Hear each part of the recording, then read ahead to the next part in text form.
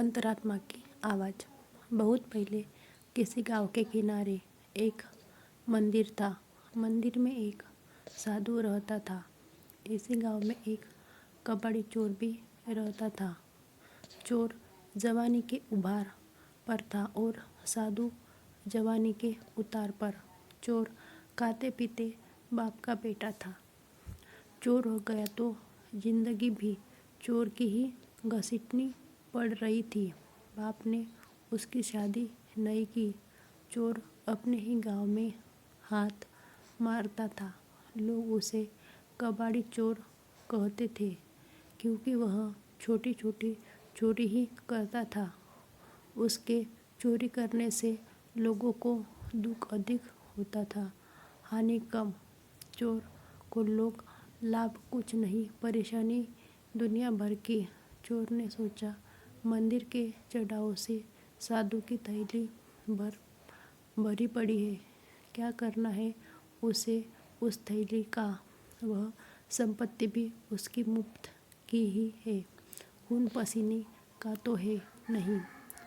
अब उसने साधु की कुटिया पर आना जाना शुरू कर दिया।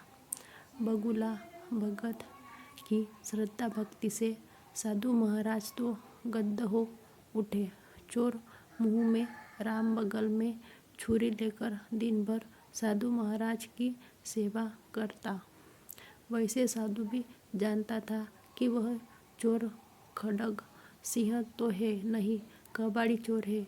दिन में इस हाथ नहीं डालना है, रात में मुझे इसको घास नहीं डालनी है, इसलिए मेरी थैली का बाल बांका होने से रहा।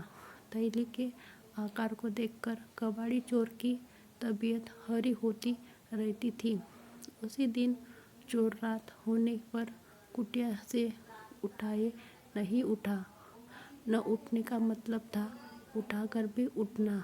दाव में कबाड़ी चोर और बचाव में साधु महाराज रात भर करवट पर करवट बदलते रहे। जब झाड़ी में मुर्गे ने भाग दी तो साधु महाराज की जान में जान आई। अगले दिन से साधु महाराज रात को थैली बाहर रख देता और सुबह भीतर। साधु रात भर खर्राटे भरता रहता।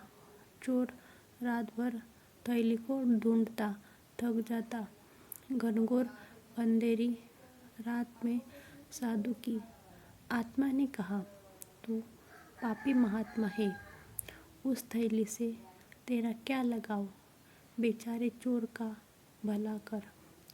डरी रात चोर की आत्मा ने भी कहा, दो आंखें, दो हाथ, दो पैर, 6 संपत्ति भगवान ने तुझे दे रखी है, तू इनका दुरुपयोग मत कर।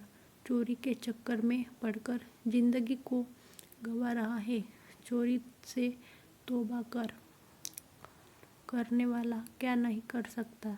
जब तक नियत में फितूर रहेगा तब तक भाग्य भी तुझ पर मेहरबान नहीं होगा।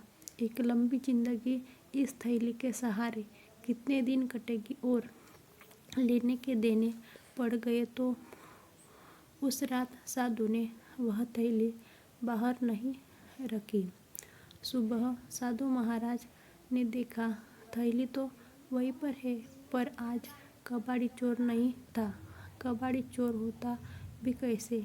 उसकी अंतरात्मा जो जाग गई थी।